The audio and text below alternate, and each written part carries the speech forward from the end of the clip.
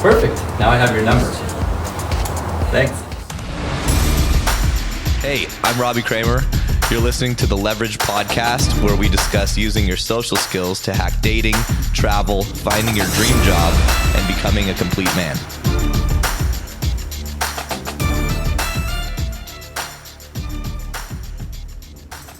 Hey guys, welcome back to the show. And I'm sure some of you have experienced your mind racing out of control, not being able to, obviously we can't control our thoughts, but being more in control of our thoughts is a very important piece of life. I've had periods of my life where I've gone through times where I just feel like my mind's running wild. I guess some people call that depression. I don't really know. But I remember when I first started meditating back in 2019, that made a huge difference for me. And I was able to not control my thoughts, but allow them to pass, not dwell on negative emotions and negative shit.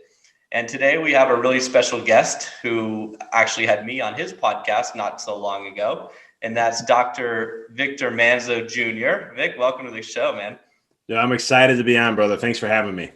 Sure. And your site is empoweryourreality.com, and your podcast, which I think you've got close to like 300 episodes, really awesome show. You guys should check that out. It's called The Mindful Experiment.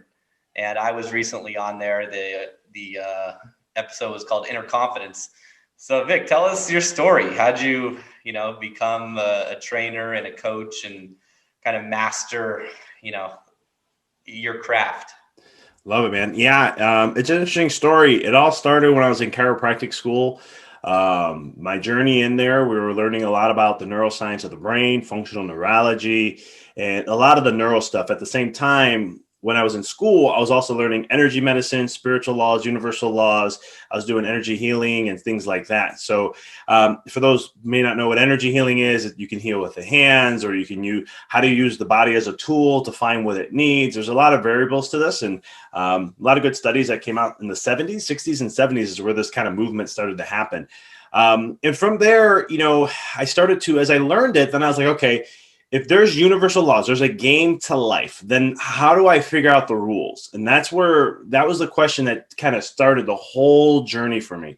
And so I started to learn the universal laws was a great way because I'm very logical, but I'm also very intuitive. So it's interesting. I have the best of both worlds. And sometimes some people would say, but at the token though, at that point, I was able to be like, all right, what I want to know for the logical people, left brain dominant, how can I explain this? But then at the same token for the intuitives, I can show them that too, who are right brain dominant. And that's where this all began. And I started to apply the laws, right? Because my background, where I came from, as I'm a chiropractor and so forth, but I came from a family that's, blue collar, paycheck to paycheck, still living paycheck to paycheck. And it was, a lot of struggle. Money wasn't abundant in our life at all. Things that I wanted, most of the time I couldn't get, or I had to save up and wait to get. And so I was like, I want to change that. I see the ancestral curses. How do I break away? And so I started applying universal laws. I started looking into neuroscience. What part of the brain actually, if you can shift and control it or redirect or rewire, then how, if I could do that, then I can have a different experience and a whole different reality. And so I started playing with these concepts for years. I've been doing this now for about 14 years. And it's one of the things where now in my life, I've learned that's where I started to get more into psychology. Then I started to want to, because as I learned the neuroscience, as I started learning the spirituality, the universal laws, they all interconnect. And then I was like, okay, now how do people think? What makes them tick? Why do they get triggered? What are those type of things? Inner child work, all that. So I started cognitive behavioral therapy, neuro-linguistic programming. I got into a lot of these things because I really wanted to understand now the fabric to it all, so I could put it all together and then be like, wow, here we go. This makes sense. I can share this now because I've done it in my life and it has transformed my life.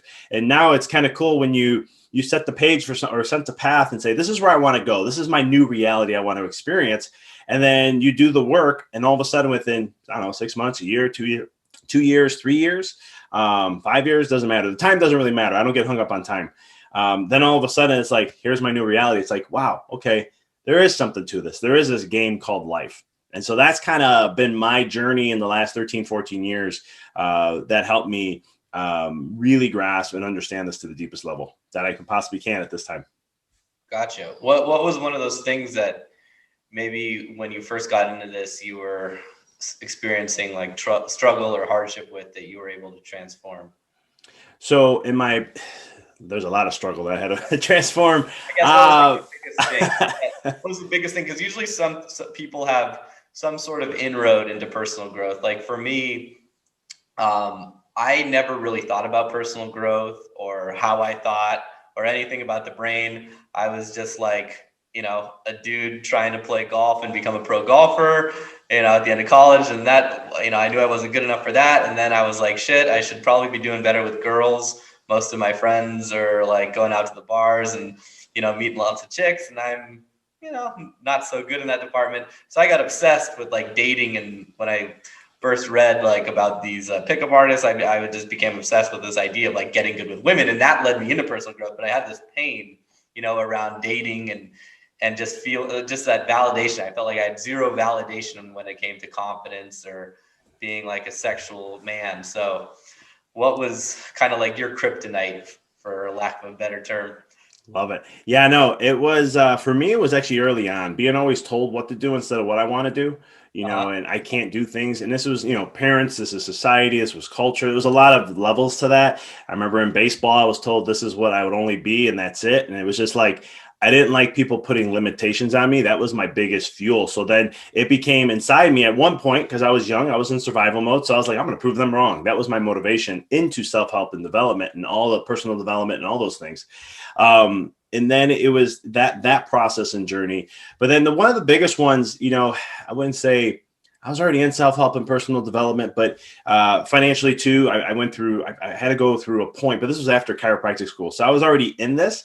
I would just say I didn't like things to be told that it was static. I didn't want to be told that this is life and this is your path and this is what you have to deal with. And this is what you're going to do.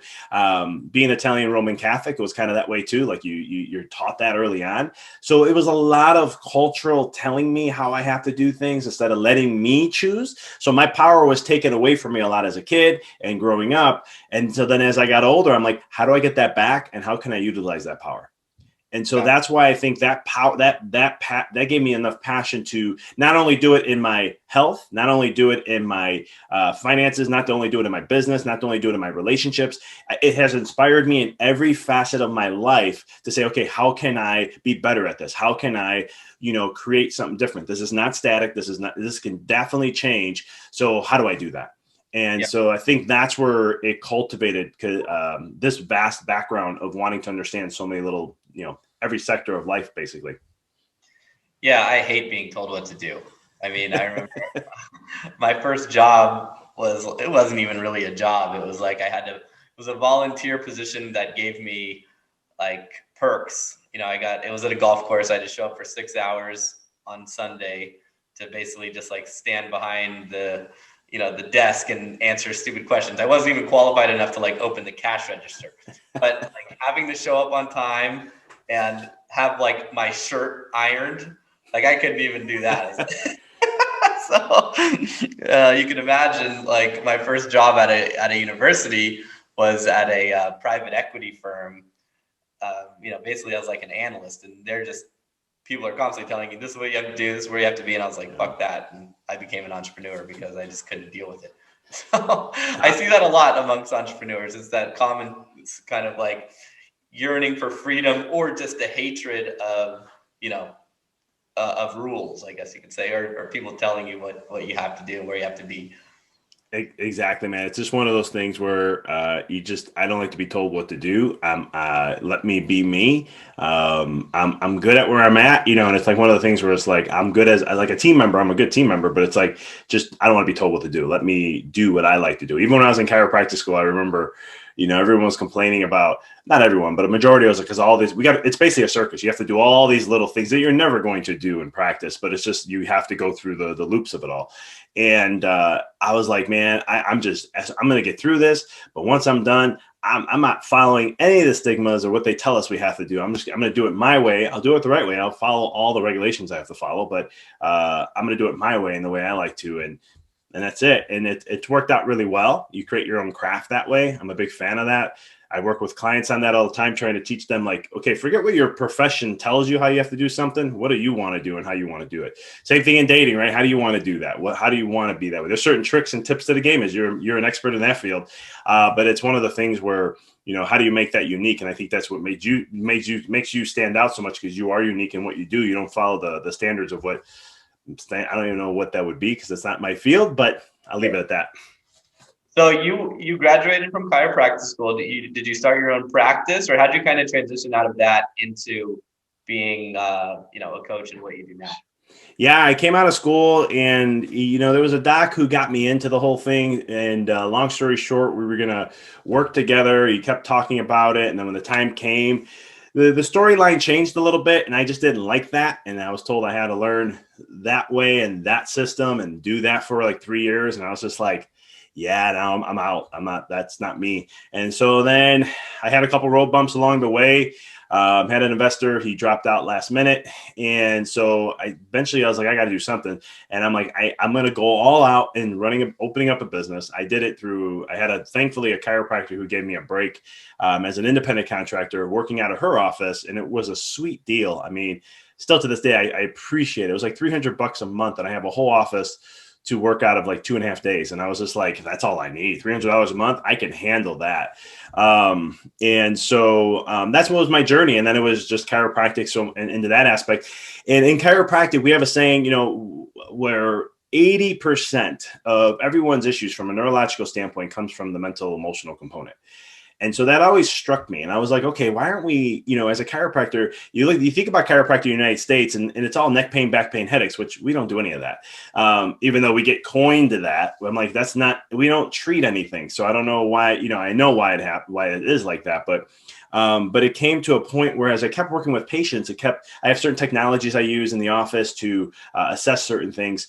And it got to a point where I was like, man, this people need some more mindset stuff. And I started looking at it and seeing it, and I would share some things, just simple stuff like, hey, let's do some breath work. I'll give you some recommendations. Here's to do some meditation. Nothing fancy. I mean, I don't go in depth with it too much, but I would share some stuff. And the ones who did the work, it was always fascinating to see how if we were stuck in a certain way, all of a sudden with that help and everything else we're doing, it would all of a sudden they would get better through a neurological standpoint. And I was like, okay, there's some things to this.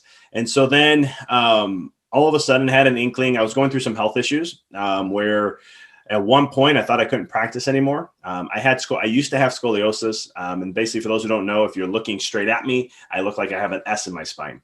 And over time, there's a technique we were starting to do that actually helped. Like this? Yeah. So like if you look at me, I'll have not anymore, but it would have like a wiggle S.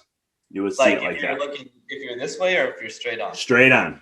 Yeah. Really? So yeah. You're like crazy. Okay. And it's interesting too, because the body adapts so amazingly. Like even chiropractors who used to evaluate me in the past, they'd be like, you have scoliosis. I'm like, yeah. They go, how do you move that way? How did you play all those sports? How did you do all these things? I'm like, I don't know, chiropractic. I mean, it helps you adapt to your environment, right? Gives you the best fighting chance. So I don't know. That's what I would say. But yeah, that's what I had. But what happened is that my body was conditioned that way for so long that I had some severe pain in my back and my side of my hip and to my knee, to where it was so bad that probably I could adjust probably like 3 or 4 or 5 patients. And then I'd have to go lay on the floor in an exam room for 5 minutes just to release the spasms.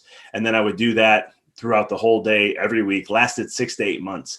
I remember about 5 months in, I was talking to my coach about this, and I'm like, I don't know. I got to get I got to get better somehow. I don't know what I need to do. I'm doing everything that I know. And I have other chiro buddies of mine giving me advice, and I'm following what they're telling me. And it wasn't getting any better. And I was like, maybe this is it. Maybe this is just something I have to deal with. And then he's like, well, what are you going to do? I said, well, I can hire another doctor to run my office if I need to, because I'm not getting out of the profession. And then I was like, and I go, I've always talked about writing a book, and I always talked about doing coaching and mindset stuff. I said, what if I go that route? And he's like, let's do it. What's the plan? Talked about, we did the work. And then during that time, that's where my first book came out. I wrote my book during that, when I was in all that pain, and I was able to get that done. And then I was like, you know what? I wrote the book. I started the podcast. Things started to pick up. People were interested in coaching. They're like, hey, we love your material. We want to know more about you. How do you do coaching? Do you have classes? What do you do? And I was like, Don't have anything yet, but I'll get something. Give me a month. And then all of a sudden I started an online class for group coaching that took off. And then I didn't mind group coaching, but then I started into one-on-ones and I started liking that a little bit more. And I was like, you know what, I could do some one-on-one coaching. And then I started there in 2019 and it's been all uphill since then. Nice. So what does the process look like? So someone will come to you that needs coaching.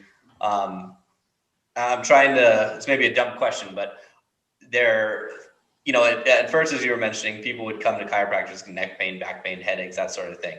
But since you launched a podcast in the book, people are coming to you with just more like general problems, or like no, they still come with symptoms. It will always be that way until we learn to get out of the pain-based model, or get out of I have a problem, I need to see a doctor, rather than, hey, you know what, I need to make sure my nervous system's clear so that it's functioning better, because we help with the foundation of everything, because your nervous system is everything. You can't function without your nervous system taking in information, processing it through the brain, and then telling the body how to adapt.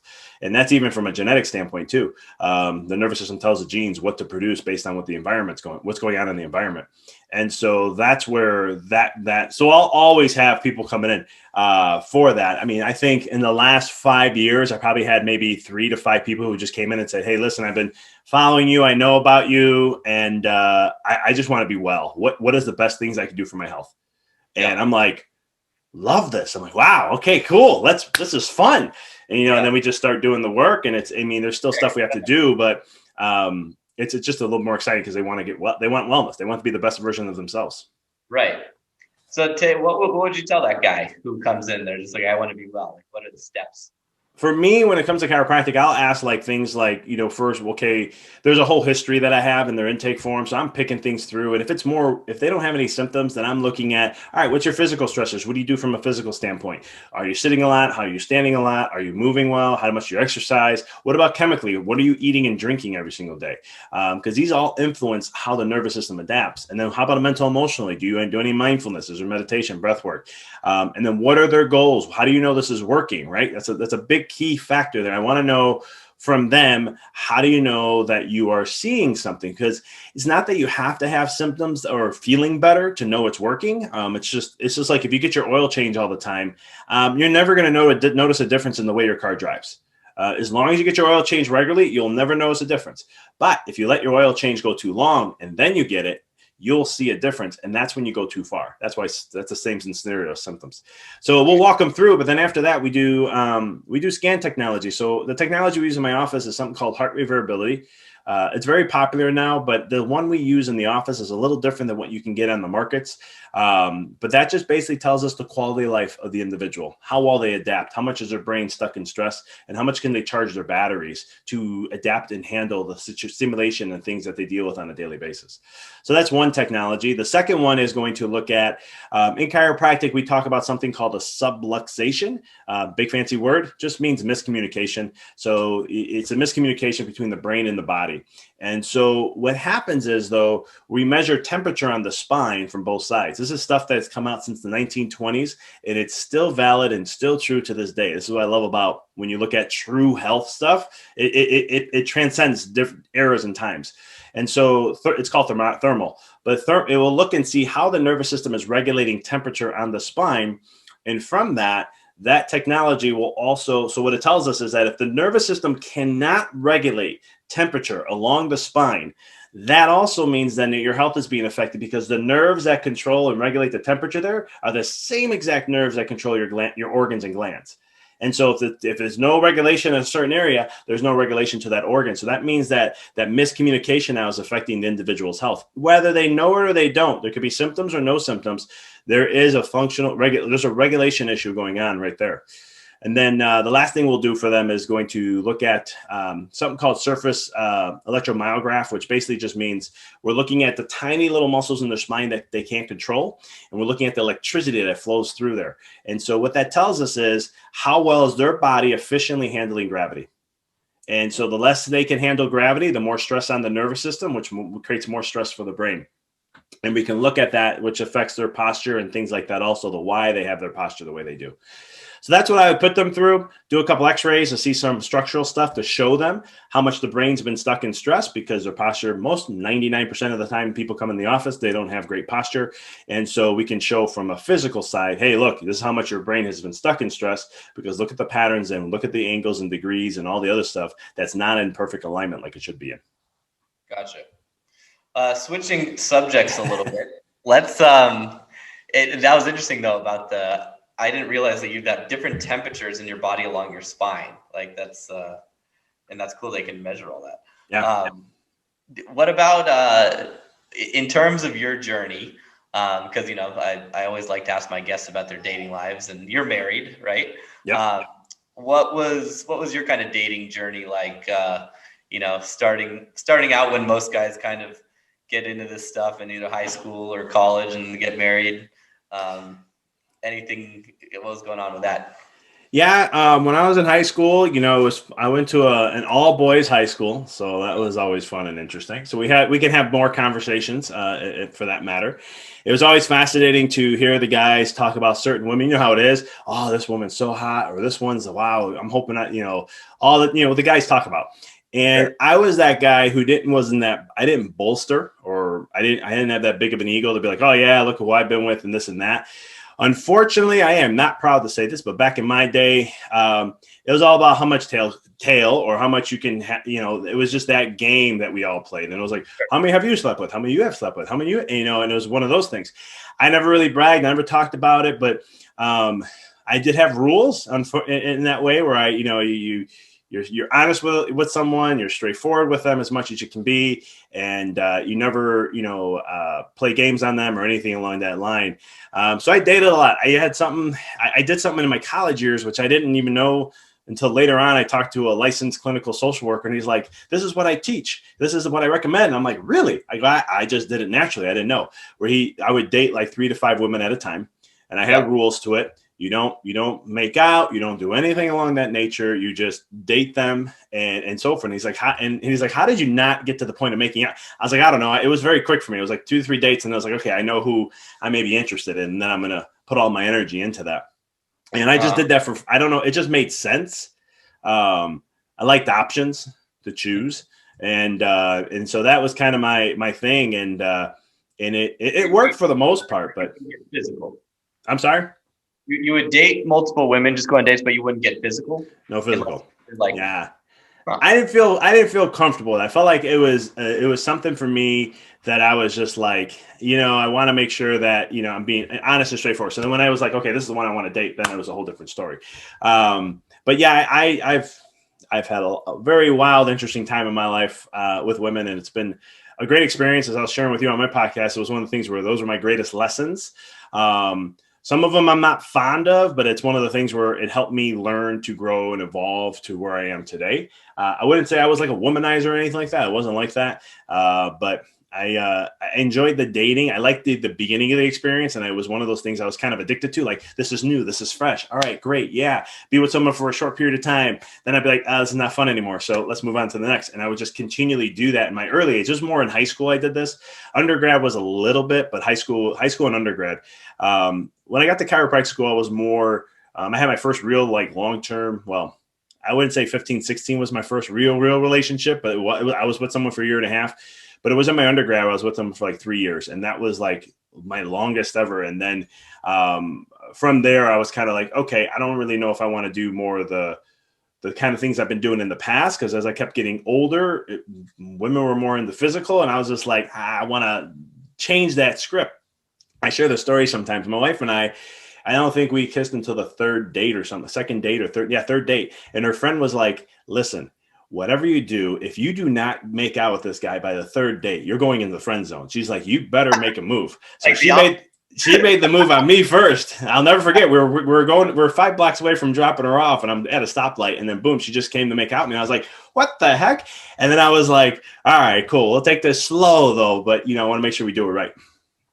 It's really funny because the way you describe it, it's like totally opposite of the standard narrative. It's the guy always trying to push, and the girl putting the guy in the friend zone. And I tell my clients all the time, if you can if you can find a way to manage your thirstiness, which is basically like, don't be overly invested in sex, women will usually make the move on you, and they're a lot, typically women are pretty like smooth about it, or they just, they're not like in their head thinking about it like guys are. And as long as you can remain patient, that will typically happen. I mean, obviously there's situations where that doesn't hold true. If you're just like totally boring and lame, but, but yeah, I love that, what you were saying about your wife having a conversation with her friend. Like, you better make a move soon or you're going to be in the friend zone. Cause that's whatever that's a dude's talk. Yeah. And don't get me wrong. I learned that when I was young, right? When I was younger, I was the opposite of that. I couldn't hold back. I was like, oh, this is where we got to get to. When's that? I was so driven to impress. I was so driven to be so over the top. And it always worked out, but well, not always, but most of the time it did. But the problem is you put yourself on a pedestal, and then all of a sudden they see your negatives, and it's like, whoa, it never really, it was just a big bombshell. But calming the thirst, I would say, is one of the, and it wasn't like I didn't have intentions with my wife to be like, okay, I'm gonna have her do this. It wasn't like a manipulative thing, because really all I wanted to do was like, I want to take this as slow as possible and do it right. I want to get to know her. I don't want to go the physical. I've done all that in the past in my life, and I've had multiple relationships where it was kind of the point where I'm like, I want this one to be right. I want to do all that I can that I've learned in the last, 10, 12 years. What was it? 10 years, 11 years of dating. What is it that I can be in relationships? What is it that I can be? How old were you at that time? I'm sorry? How old were you? When we started dating? Yeah. I was 28. So I'm 37 right now. So it sounds like you were able to kind of quench that thirst by having a lot of experience in the first place. Yeah. And realizing like, okay, I don't need to do that anymore. I'd rather find someone who's a good fit. I got it all out of my system, as some guys like to say, right? Yes. You got it out of your system, and now you're kind of like, all right, and I got it out early on. So like, I'm like, even in my undergrad, I was kind of like more of the slower pace kind of an individual, but it was a point where, I just got tired of seeing a failed relationship after failed relationship. And I was just kind of like, okay, there's something wrong with me. Obviously I keep having certain issues. And that's why I said the relationships they gave me a window to really see deep within myself. And so then when it came to my wife, when we first started dating, it was like, all right, I'm going to take everything I learned for once. I've worked on myself for 6 months. I think I'm ready for this. All right, let's see if this is a good fit. And I actually knew her 3 years before in the business association that we were in. And so I just knew her from, casual conversations, nothing to anything. We were both in relationships anyhow. Not that we were like interested at that time. It was just, we would talk, hi, just normal stuff. But then it was just, it was one of those things where, what did I always say? The one who is the delayed gratification. It's one of the most powerful things I could ever recommend. So since I got it out early in my system, that's what made it a lot easier, where sometimes I see guys who didn't do that, then they become that later in their life, because you got to get it out of your system. Yeah. Eventually, if you don't, you'll go back to it. It's like what I like to say that. You can't really avoid it. It'll come back, and you'll have that desire, right? You got to do this. And then if you're doing it later in life, it's just harder to do. You're now the old guy chasing tail, and you've got that stigma, or, you're the sugar daddy sponsor, and you got to do it at some point, but it's not as good as doing it earlier on. So how'd you know your wife was the one? It took a little bit. I struggled with it. I knew she was different. She didn't have a fear of like putting me in check, or she was very assertive, and she would like not even respond to my text messages when we first started dating. She was like, we had a date, and then she wouldn't talk to me for a couple of days. I'm like, man, what the heck's going on here? I'm like, did I mess up? What happened here? And she's like, I'm just busy with work. And I'm like, okay, is that a good excuse? I'm talking to my buddy, like, man, I really interested in her, but I don't know if this is going to work. I don't know if she's interested. She's showing me signs that she's not. So maybe I should just back off a little bit. But it was just, over time, I would say it was about a year and a half into our relationship to where, and some maybe say, wow, you didn't know for a year and a half. Well, for me, I take things slow and I take it deep. So if I'm going to make that decision, it's one of the things where I'm like, yeah, there was potential right off the bat. I knew that. into the relationship, I started to see how we can grow together. That was very important to me. Like if we have issues, but she's willing to work through them and grow in that, I found that very valuable. And so I remember we were at a trip in Austin, and all of a sudden we were just having conversation and talking and about some issues that we had. We were going through some really hard times, and all of a sudden, it was just like awakening moment. All of a sudden, I'm like, "This is it. This is her. This is it. I'm done." And then 4 months later, I asked her to take her hand in marriage, and she said yes. And thankfully, she didn't say yes initially, even though she will say she did, because the way I proposed, I put the ring on my dog's collar. And I was trying to get her to look at it. I had a whole movie thing. I tricked her into, like, Google has this thing where they take your images and they just put music. You can put music on and it'll seam them beautifully. What she didn't know is I was actually creating the whole slide, and I was showing her history and this, and the dog was right there and the ring's dangling. She can't see it. So then after like about 10 minutes of this, I was like, okay, enough. I go, let me show you this. I'm like, I'm just trying to ask you to marry me. And she got in tears. And then she didn't say yes until we got to my parents' house, which at that time they only lived like 8 blocks away. But didn't say yes right away. yeah, she did. She said she did. I was like, I never heard yes until we got to my parents. That's like a big old matzo ball hanging out there. I mean, based on her reaction, you knew it was a yes, but it was, I always joke with her and give her a hard time about it. But no, it was about a little over a year and a half into the year and a half. It was like my yes to everything that I knew. There was always that potential in the beginning. Like, I was like, man, this can, we had our hiccups in the beginning, and you get through the honeymoon stage. And then after that, it's kind of like, that was one big factor that, no matter what, we're going to work through things. And she's still like that till the day, 9 years later, when we have an issue, we'll take our time away, and then we come back, and sometimes she'll be the one that mostly initiates it. I kind of maybe have gotten used to that a little bit. But that was a key factor for me. One of my highest values that I needed was that. Gotcha. And what about family, kids? Not yet. We don't have any kids yet. It's in the making soon. Hoping the next year. We've been, just, with a business and traveling and trying to travel a little, well, now it's been limited. We got some big moves coming up. After that, she's like, okay, we need to settle down. I'm going to be 38 this year. She's going to be 34. Still young. It's interesting nowadays. A lot of people in my circle, and most of them are chiropractors, but they not all of them, but they're having kids later in life, like in 40s and stuff. And I'm like, yeah, no, I don't want to be, I'm already going to be an old dad. I don't want to be that old, but yeah, we're looking, hopefully in the next year we can get that started. Yeah, I'm in the same boat as you. I'm 38. I'll be 39 in June. My girlfriend's 22, so she's in no rush. But there you go. a lot of the coaches I've had and stuff, they're like they had their first kid in their 40s, but their wives are they were about my age. So then I'm like, oh, that works out perfectly then. Yeah. And same in your situation. You're in no rush. Yeah, it's nice. Like, I figure, there's that little bit of, you don't want to be the dad who's too old to throw a ball with your kid, or like, be so old you don't have grandkids sort of thing. But I'm, now I'm starting to feel like I'm about, like if it happened now, I'd be fine with it. Whereas like 2 years ago, I'd be like, oh my God, hell no. And now it's so it's, and so many of, I guess, like kind of like the standard narrative, at least in the US, people are definitely starting later. And I see that more married couples are like getting dogs and treating the dogs like kids. We do. Yeah. We're one of those. We were a dog family too. We got 2 dogs. And yeah, they're like our boys, The pet industry, by the way, has completely fucking taken off. Like, I wish I would have invested in the pet industry like 10 years ago, with all the people our age just like putting kids off and getting dogs.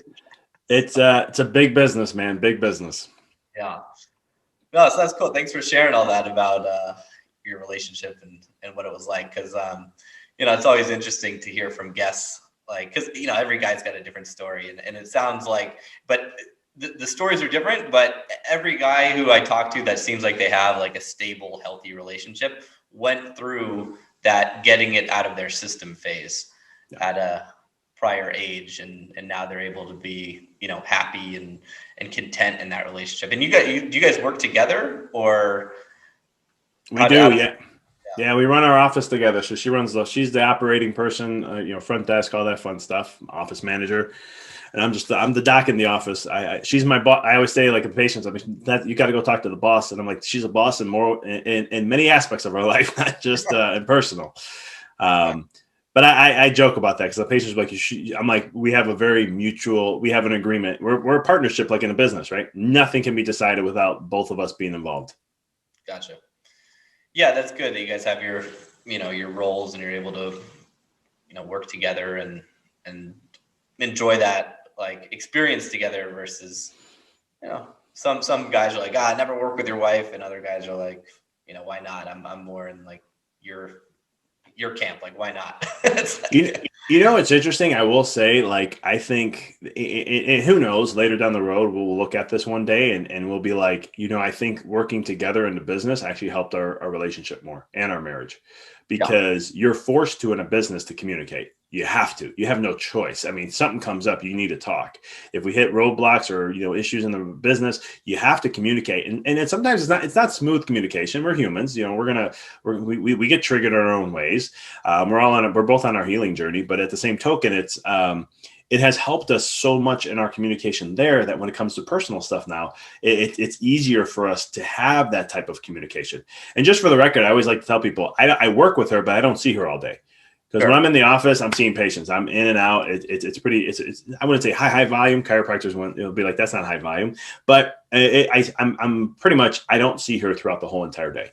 And then at the end of the day, I'll be like, how's your day? Anything fun? Anything new? Anything exciting? What happened at the front? I have, because I have no clue what's going on. Mm-hmm.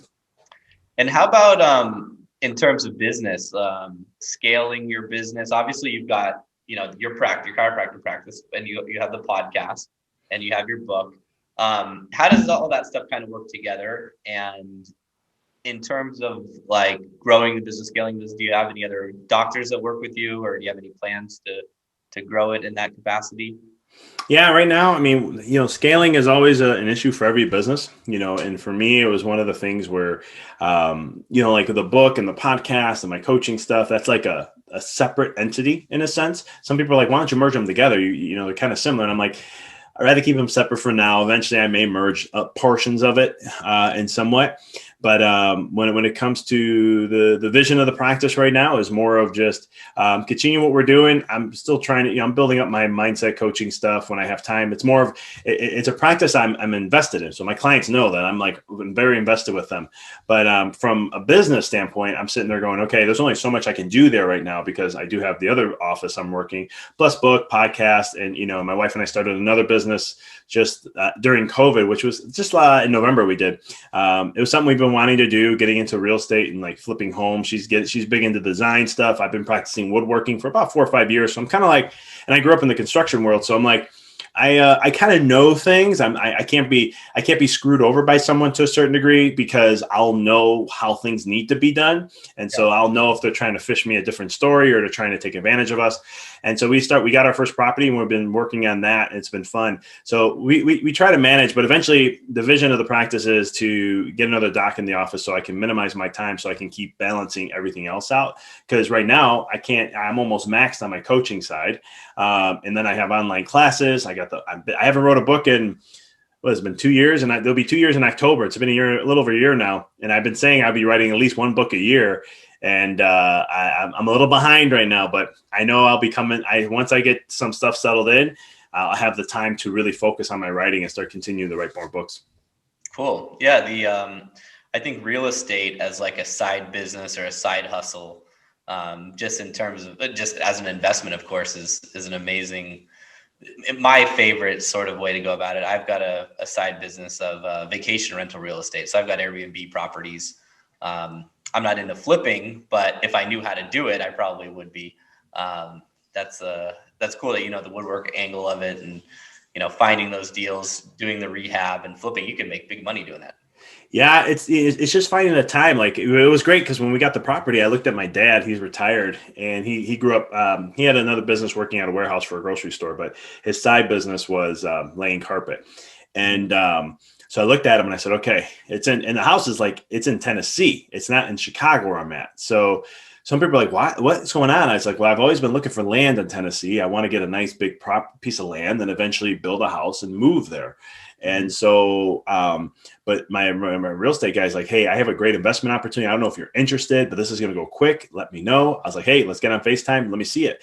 So when it happened, I looked at my dad and I said, listen, my dad and I, we weren't close growing up.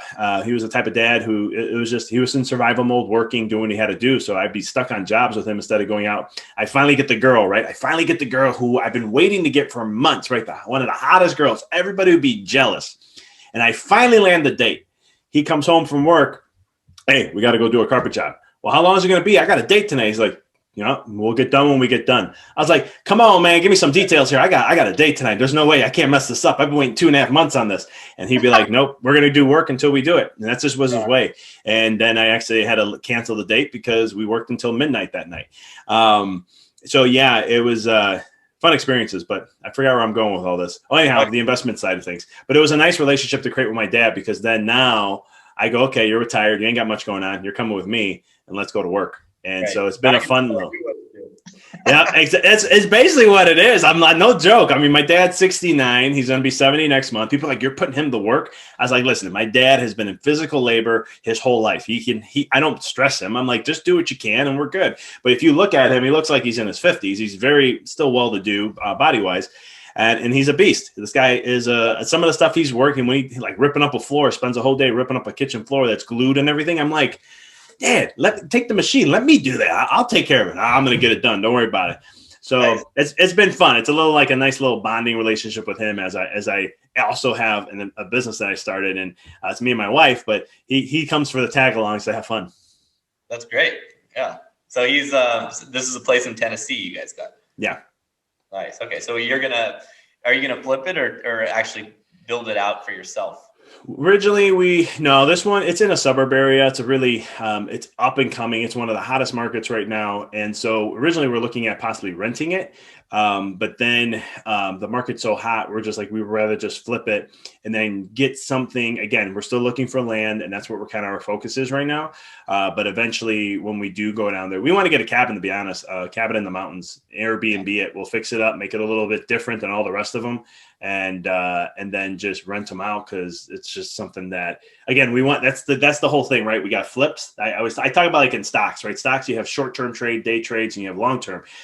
So I'm always like, my flips are like my short-term trades. How can I get something quick for capital? I take the capital to build my long-term gains. And so as I keep building up the shorts, because you can make quick money there. And then I can build my longer portfolio of like rentals, because I tell my wife, the way I want to do it is, I don't want to have to worry about an investment plan or 401k or stuff like that. Even those are important. And I'm not, giving financial advice here. In my world, I want to control everything and be my own bank. That's always been my vision since I was 28, 29. And I had to learn it. I didn't know how to do this. I don't come from wealth. No one had taught me things. I had to learn on my own. So I didn't even know where to go for books and stuff. But I just started self-teaching myself these things. And eventually the people who are experts and gave me advice. And so I told my wife, I want to have enough rentals to where the monthly income we get from that is our retirement, and everything else we do is all bonuses. And that way I don't have to worry about it. If we want to get a loan to start something, we have properties to use to do that. And now we've become our own bank rather than depending on a banking system or depending on XYZ. Totally. Yeah. You don't want to depend on anyone. That's my sort of fundamental theory too. It's like, if someone else is managing your shit, like, good luck. You're likely to end up in a situation where they manage it for their own benefit instead of yours. So that's why I love real estate too. It's like you're in control of it. It's a tangible asset. You can rent it out short-term, long-term, sell it, whatever, When we took the risk on, because my wife's like, at one point she almost wanted to cancel, and she's like, I don't know, this is too risky, especially with everything going on right now. And I was just like, listen, this is a prime opportunity. What's the worst thing that can happen? We flip it, or let's say the market crashes. Fine, we rent it. And then I'll just, whatever. I go, there's so many ways we can make this work. I don't think I'm too worried about it. Like, I wouldn't say it's foolproof, because anything can show up. But it was one of the things where I'm like, but I don't see much. Because again, I teach a lot of this stuff. Vision, what you put your energy to is what you're going to create.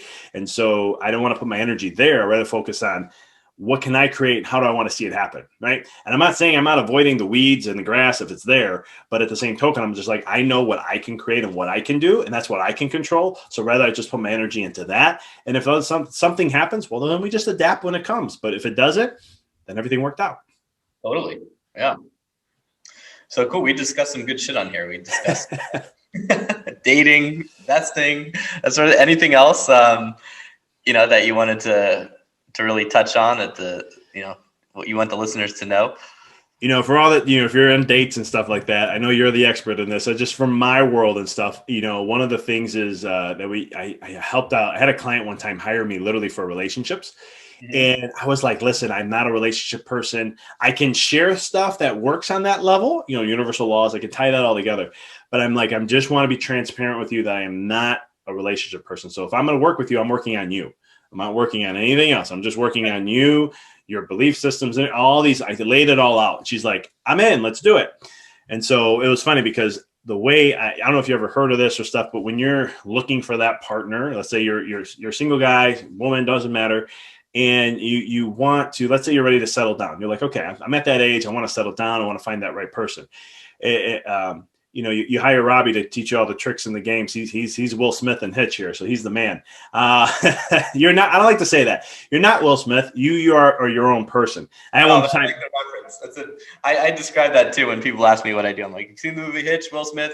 It's like that. Because otherwise they think I'm some like idiot pickup artist, or there's all sorts of, of course. But I hate when like someone's like, I had one time somebody would say, oh, yeah, you're the Tony Robbins of wellness. And I was like, thank you. I go, but I'm not Tony Robbins, but thank you. Because I'm like, and I remember, who was her name? Nicole. I forgot her name. Anyhow, she was like, someone called her like the next Oprah. And she's like, no, don't put me up to Oprah. And they're like, why? You have that potential. She's like, no, Oprah is Oprah because she's Oprah. I'm me because I'm me. So that's why I'm very strict. I'm very like stringent about that. But anyhow, long story short, if you're looking for that one of the greatest things to do is you always write a list. There's that list of writing all those qualities of what you're looking for, what you want. Some people say like in the spiritual world, like you write out the list and you're going to get everything of that. I'm always like, I think you're going to get everything that's the most valuable to you in that. But you got to look at what's the most valuable thing you look at in someone else. And it's fascinating because it works every time. Like it worked for me every time. It's just I wasn't crystal clear on my vision of what I wanted. So I'd be like, oh, I think this is great. This is what I want. And then all of a sudden, here she comes. And I'm like, yeah, this is pretty much it. Cool. Get in the relationship. And all of a sudden towards the end, I'm like, no, this was the wrong one. What happened here? And again, going through the process as I go through each relationship, it was helping me get more clarity and vision of what I really wanted. So then when it came to my wife, it was easy. I already knew like it was some of those things I had written down. I'm going, yep, she has that. Okay. What other things she has on the list that I had? And she pretty much had everything on there, which was pretty interesting. Yeah. A lot of the time it's the stuff that you're not clear on and you weren't really thinking about. Right. And then that partner shows up exactly as you were manifesting her. But then you're like, oh, fuck, I should have thought about that part deeply because I got exactly what I want, but I didn't know I wanted, like, I wasn't clear that that's what I was actually looking for. A lot of guys will like, I've seen it and I saw it with myself. It's like you want the girl who's so hot and fun and crazy and like never boring. Right. But you forget to also say, oh, you want her to be loyal and trustable and, someone that you can actually communicate with, right? But you forget to write that stuff down. And you're just like, I just want the fun, hot girl, right? And then you get that girl and she goes and like, screws your buddy in your RV at Burning Man. And you're like, I should have wrote down the other stuff on that. So... But it's great because you go through that journey, and even though it sucks sometimes, because you're like, man, because that's how I got in each relationship, and they last a year and a half, and I'm like, oh man, I don't know what happened there, and but then you go back, and that's every time I go back into deep reflection, I'll always be like, dang it, I asked for that, but I totally forgot about that side of it. Or, and they always say, be careful what you wish for. Man, that is so true on so many levels, especially in relationship and life, whatever it is. And it's just the more clarity and the better vision you have of what you desire. And it's fascinating because like in my marriage now, it was always something I always wanted. I wanted to, I didn't want to have everything. I don't know what people want in a marriage. I wanted to have that, but I also wanted to just be, lost my train of thought here, but more of a vision of how I wanted to see it. And so I kind of mapped that out in that way. And I saw that in my head always as a wheel. And then it's fascinating because now I've been married for 5 years and I look back at it and I'm just like, this is exactly what I wanted. Like, maybe, I mean, I could get really nitpicking, but there's this or that, but it's like, it's everything I want. My wife lets me be me. I let her be her, and we enjoy our lives together. And it's a very nice unionship. And it's just one of those things where going through that process, going through the ups and downs, all that I went through, it's kind of like it fine tunes things so well to where all of a sudden, it's just like in life, right? Anything you do, you start something, you're not gonna be that great with it. As you keep working at it, you build that confidence, you start to get better clarity, you know what you want more, or, I would say it's more important to know what you don't want than you want. And then you just keep moving forward until, you get that crystal clear aspect. Yeah, you get closer and closer. Tell us, where can people find you, get your book, listen to your podcast? I'll have show notes and links and all that stuff, but yeah, tell us. Yeah, thanks for asking. So my books, I have two of them: Rediscover Your Greatness and A Walk in the Dark. You can find them anywhere. They're on Amazon, Kindle. We have Audible, through all the different versions out there. If you want to get if it's in the States, you can I do an autographed copy. You can go to my website, empoweryourreality.com. You can look and see under books. So you'll see both of them there. You can order right online. I just charge for shipping and handling, and I send it out to you. And then you can check me out at my podcast, the mindfulexperiment.com. And then, I'm on many different social media links and all that, but you can find that all on the website. The website is the hub of everything of what I do. Cool. Yeah. And I'll have links there. And I think check out the Inner Confidence episode. That was my interview on your show. And yeah, guys, for all you guys watching, you might be wondering, why am I wearing this shirt that says fucking and then something else in Russian? This is fucking pizdiets. And I actually have an Instagram account with this ridiculous thing. The kind of the story behind this is when I moved to Ukraine, I was like, all right, I want to learn Russian. The first word I learned was pizdiets, which basically means like shit or pussy. But when you put them together, it means like shit happens or this is bullshit. And when I made this shirt, everyone wanted one. And it's the best way. Like, if you just wear this shirt, girls will come up to you and they'll be like, I love your shirt. And it's like the greatest sort of, in the game, they call it peacocking. It's just a way to open a conversation. So if you guys want a fucking PCS shirt, leave a 5-star review, send a screenshot to my email, Robbie@InnerConfidence, and I'll send you out a shirt. So yeah, guys, thanks for tuning in. And Vic, thanks so much for coming on and sharing your cool, all the awesome stories and wisdom. And, I'm glad we were kind of all over the place in this episode, which is awesome. We covered the investment stuff, relationships, building businesses, and that's right up the listener's alley, I hope. So thanks, brother. Thanks for having me on, bud. Thanks for listening. If you want more, go to innerconfidence.com and don't forget to subscribe to this podcast for the latest episodes.